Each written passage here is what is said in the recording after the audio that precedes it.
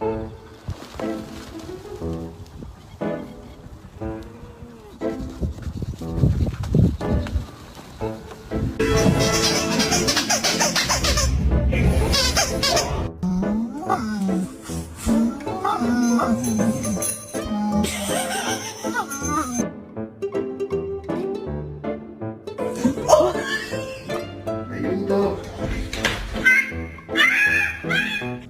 on, Maya.